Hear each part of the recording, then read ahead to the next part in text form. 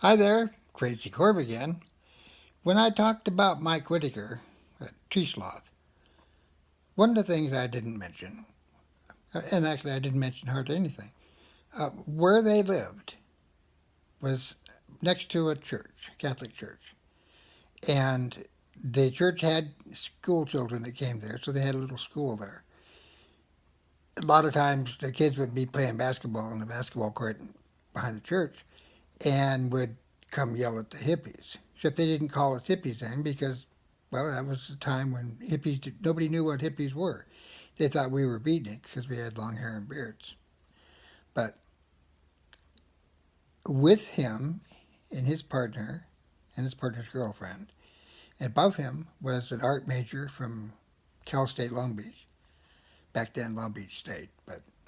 And in front there were two apartments. One was the girlfriend of the artist that lived above Mike and Mike, and below was a store at one point, and it had been converted into an apartment. And three art majors lived there.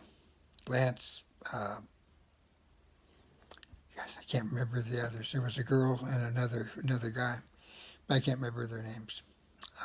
Anyway, my association with those people was one of fun. I had a lot of fun, and LSD. Had a lot of fun with LSD. Lance was one of the first people in California to be arrested for LSD. He also was part of the pranksters'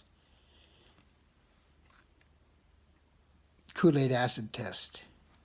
And his apartment had a water cooler that had liquid LSD and wine in it.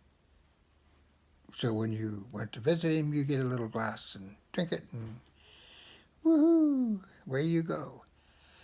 Um, he was a distributor in Southern California for Owsley Pharmaceuticals. Anyway, Mike had always been quiet in high school. Tree Sloth was a good name for him. He was large. He was like 6'3", maybe 6'4". Barefoot most of the time. He was a dyed-in-wool hippie, long hair and beard. Walked barefoot, big whaled cords, whatever shirts he found at Goodwill. Drove a '48 Chrysler that he bought from a funeral home, and it was long and big, but it would hold a lot of people.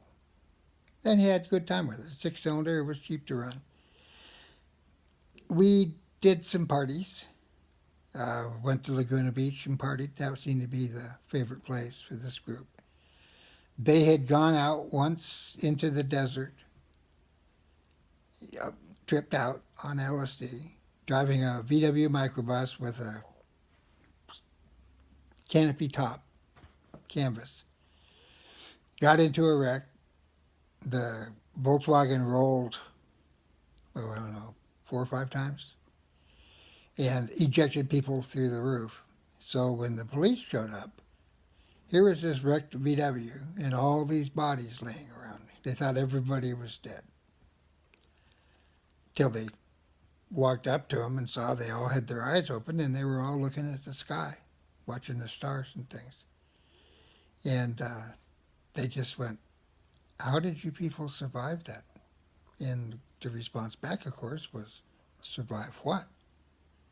He says, "Well, you wrecked your car." "Oh, that's what that was." "Okay, well, I don't know, and just the way it works sometimes. I'm not sure how they got home, and I know they didn't get arrested. But there just seemed to be this air, an aura or something around Lance and his friends. I went with him down to Laguna Beach once for testing out Owsley's new space taps. And we all dropped before we left. It's about a 60-minute drive to Laguna Beach from Long Beach. Maybe 45. Yeah, anyway, it was a little ways. Time we got to Laguna Beach, we were fucked up. And I just followed everybody else. This was actually one of the first times I really gotten high. And we followed him out to the beach. Lance goes, too crowded. So we followed him to the next little cove. He looked around, too crowded. We go to the third cove. Now, this time, in order to get there, we had to walk around this rock ledge. And I have a fear of height. I have a fear of deep water. So, of course, I'm walking around this ledge, 20 feet up in the air, on this little 1 foot footpath. And shut up, Brutus. I'm not telling you again. And I got my arms spread around this rock in moss, face right to it. And I freeze. I can feel the rock breathe. I can feel it move. It's alive, and I've got my hands on it. And the girl that I was following said, don't look down. Well, of course I did. And that's why I froze. She come back and she says, I told you not to look down. She grabbed my hand and she pulled me. Well, I figured we were both going into the water, but no. We just went on around to the beach, and she said, now, don't look down when you go back home. That's all right. So we wandered around. We were looking at the tide pools and things like that. Just everything was wonderful. Wonderful. It was a great time. I looked up to the sky, and here's this plane flying over. And I'm thinking, why is that plane flying over? And then it tipped over on its side, and the door opened, and this guy pops out, hanging upside down, with a camera. I'm a photographer. I know what a camera looks like. And he's taking our picture. I'm thinking, wow. So I say, look, that guy's taking our picture. Jan, this one girl, comes over and she goes, oh, great, now we're all famous. And she poses. So I pose. Lance goes, don't be paranoid. Nobody's taking our picture. Camera flips back up. The guy in the plane and the camera and all that, he goes back in the plane, flies, turns, comes back, does the same thing. Door opens up, guy flops out, takes some more pictures. I pointed to Lance and I said, see, I'm telling you, he's taking our picture. And he goes, oh, quit being paranoid. That's all right. I just shut my mouth and played in the tidal pools like a good child.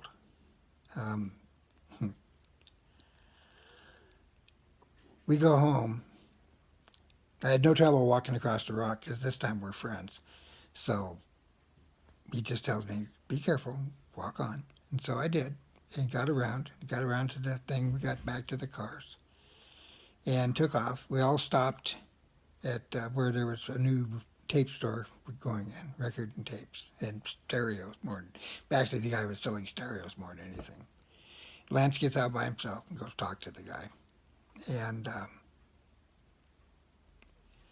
then we go all the way home. I get in my car. By then I'm coming down. So I drive over, see a friend, and give him my address on Orange where it just opened up my house. And they came over a couple of times to visit, but they thought my place was a little too crazy. It's the only word I can think of. I mean, there was between 20 and 50 people there every day. So I guess it was a little crazy. We were getting high, didn't lock the door in the back. I nailed the front door shut, so it was just the back door. And it was an interesting time. We had a great time there. We lived there 5 months before I moved. I wanted a bigger house. And interesting things happened there. It happens to be or it seems to be, when you've got a hippie house, you can count on interesting things happening. You can find things going on when you're taking LSD in particular. You can find things going on that you just can't believe.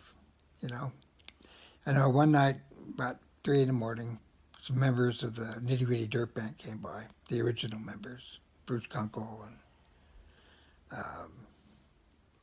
God, I can't think of hardly any of their names now. Anyway, they came by, and we sat and talked for a while and smoked some weed, and they did an impromptu 2 hour gig of the wash tub bass, spoons. I mean, they were pretty basic music that they were doing.